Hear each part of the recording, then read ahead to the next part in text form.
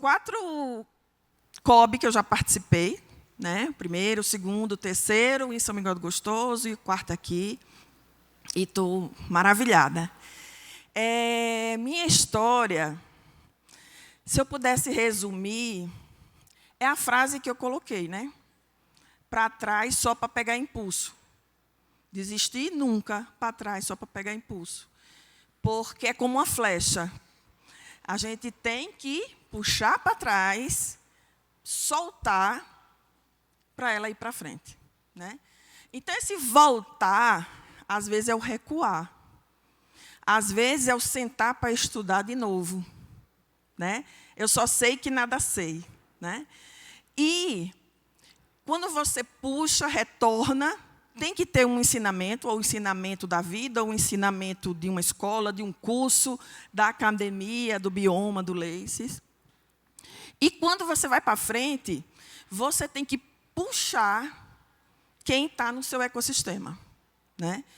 E, desde muito pequena, eu sou filha de Terezinha Gondim, que, depois de ser primeira-dama de um município da Paraíba, ela virou depiladora.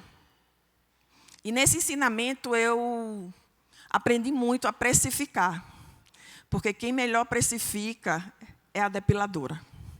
Às vezes, a manicure, porque, quando ela bota uma listrinha, deixa de ser unha para ser unha com francesinha, né? Então, a depilação, perna é aqui, coxa é aqui, meia coxa é aqui, virilha é virilha. Então, eu sempre aprendi nessa jornada de aprendizado na prática, olhando, vendo e tendo inspiração dentro de casa. Meu pai era motorista de táxi, depois de prefeito, foi motorista de táxi. Minha mãe era o arrimo da família, né? E ele, mas de um ensinamento incrível, muito simples, mas assim, quem escreveu papai para ser candidato foi mamãe, viu? Não foi ele, não. Quando a gente vê agora o empreendedorismo feminino, aí tudo faz mais sentido hoje na minha história para mim. E papai, como motorista de táxi, ele sabia também precificar.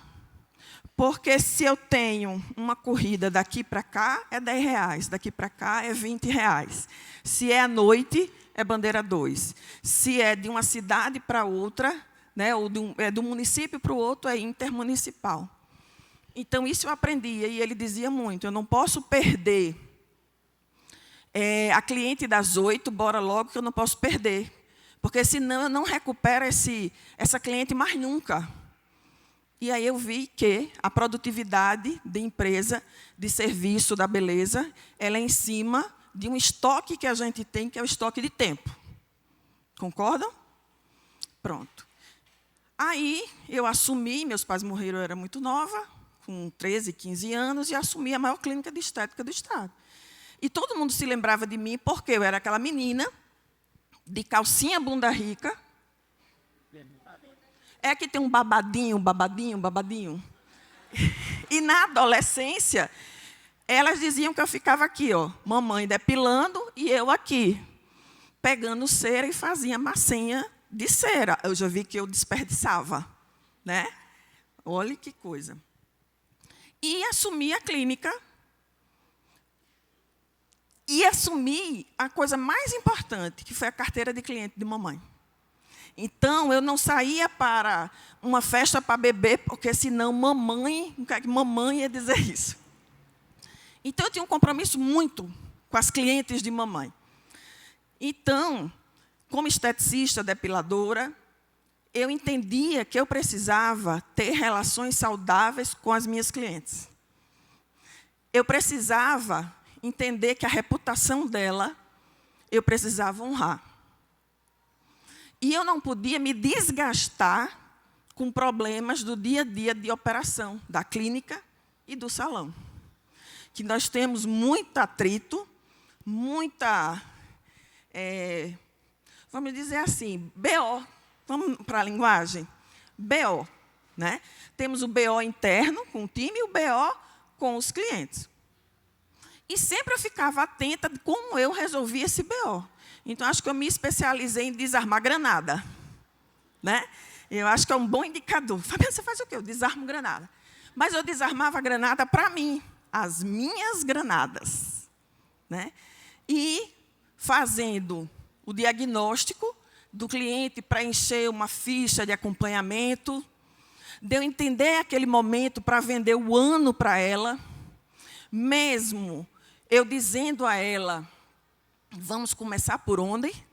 Para a cliente não se sentir constrangida, porque eu dizia, meu Deus, minha mãe passou 20 anos conquistando essa cliente todos os dias, e eu vou botar para o lixo um trabalho todo dela, né? Então, quando a gente faz orçamento, a gente tem que pensar no que o cliente realmente precisa. E não é pouca coisa. Não é. Porque ela mesmo chega falando, ai, meu volume, meu ressecamento, olhe como está seco, olhe como é que está meu culote, olhe como é que está meu braço, olhe como é que está minhas dobrinhas. Eu precisava falar? Não. A cliente chega com a necessidade. Eu precisava ouvir, entender, cara crachá, com o que eu tinha para oferecer, e naquele momento que muita gente acha que é desperdício, não precisa, não precisa. E eu já achava o contrário. Então, na oportunidade, implementei o diagnóstico da estética no salão, que era o resize métrico, porque meu maior problema era, porque meu cabelo na segunda ele é curto, na sexta ele é longo. Aí o profissional dizia, o cabelo da cliente que eu fiz é extra longo. Aí ela fazia com outro profissional, o profissional queria conquistar essa cliente, ele não conquistava, ele comprava, baixando esse preço. Mas tudo tinha um custo. E eu precisava linkar o diagnóstico com a gestão do estoque.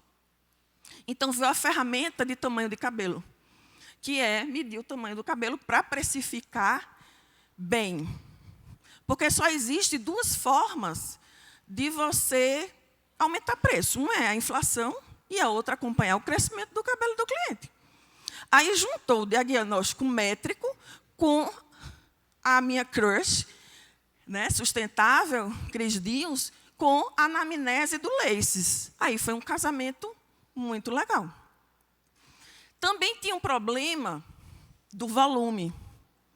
Como é que eu ia dizer para o cliente que ele estava com muito volume, pouco volume, e ele precisava de um redutor, por exemplo, e eu mostrar a performance do redutor? Então, às vezes, você precisa de algo para comprovar. E, às vezes, também, o crescimento da raiz, você precisa dizer que a cliente não pode fazer aquele mês e vender um cronograma, por causa da saúde do fio. Então, o volume é como se fosse a ferramenta de crescimento, a balança, a de volume, pesar, medir, e a de crescimento de raiz, fotografar. Então, eu peguei toda aquela base e trouxe. Entendia que a recepção ela era o coração, que ela bombeia as informações por contas a pagar, por contas a receber. E eu não podia passar uma procuração para cada profissional, entender que naquele dia, dependendo do horóscopo, ele ia dar um preço diferente. A conta não fecha, né? E aí, como é que eu também dizia para o cliente que tinha um impacto de volume, né? E fiz a correlação, sempre nos treinamentos, eu faço muito essa correlação didática. Mas no self-service, a cliente paga pelo camarão, mesmo que ela coma arroz. Então, uma coisa também é o bastidor.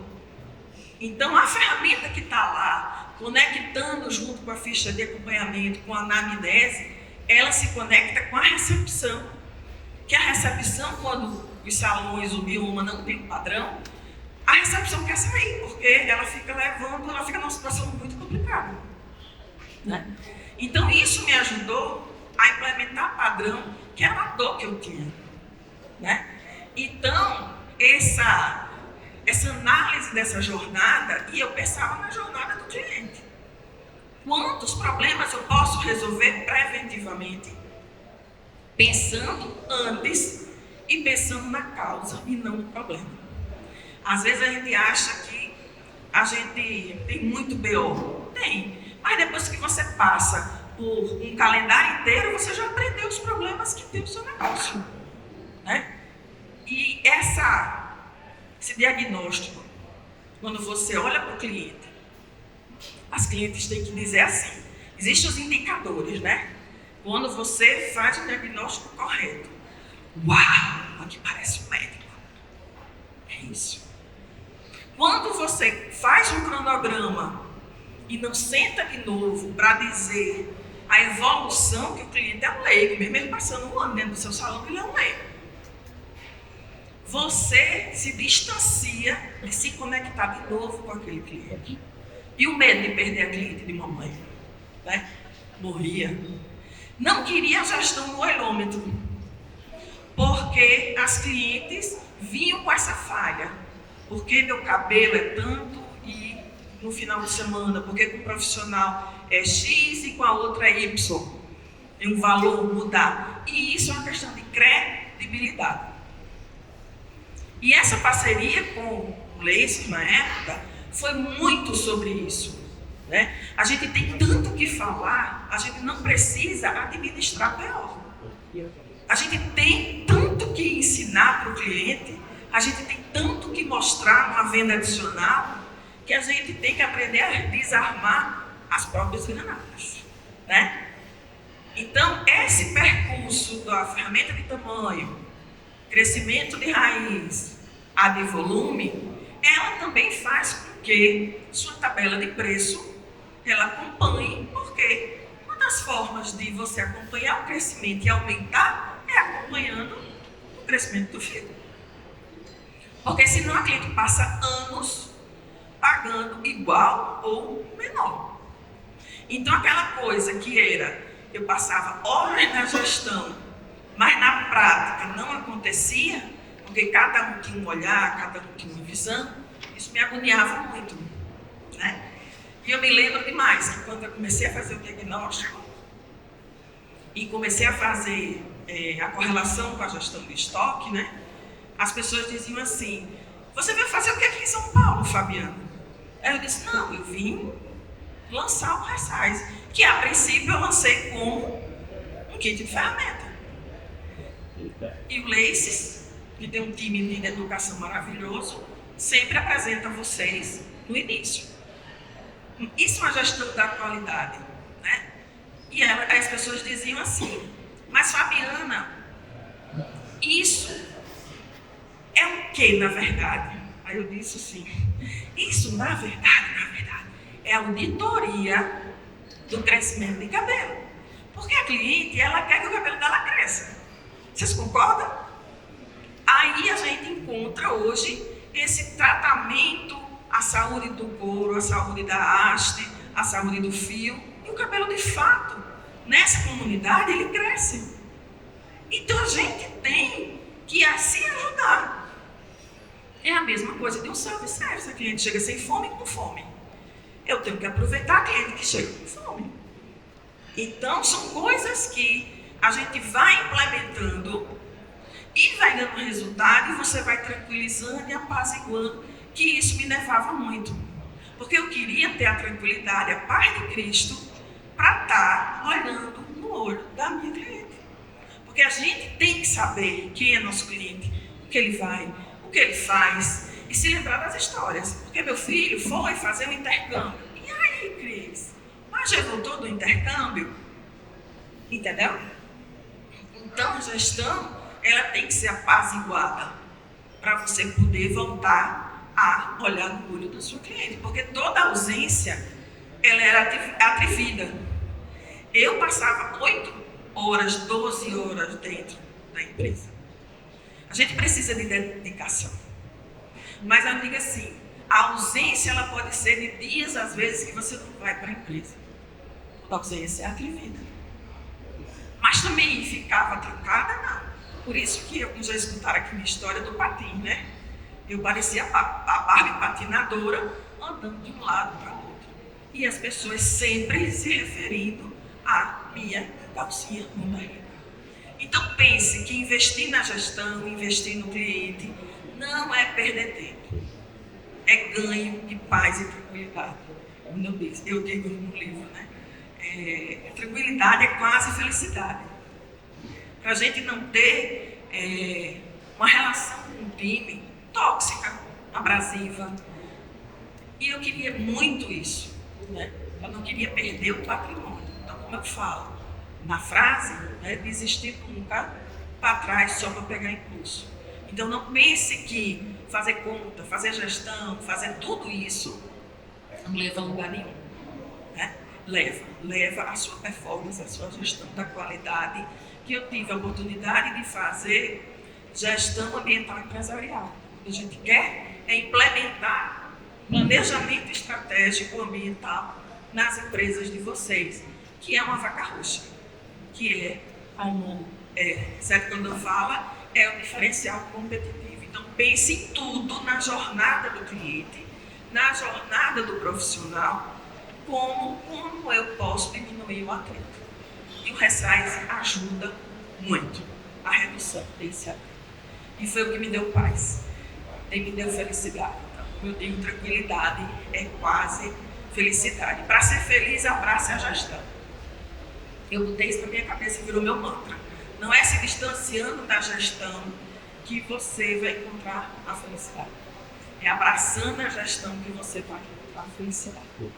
E é isso. Muito obrigada. Maravilhosa!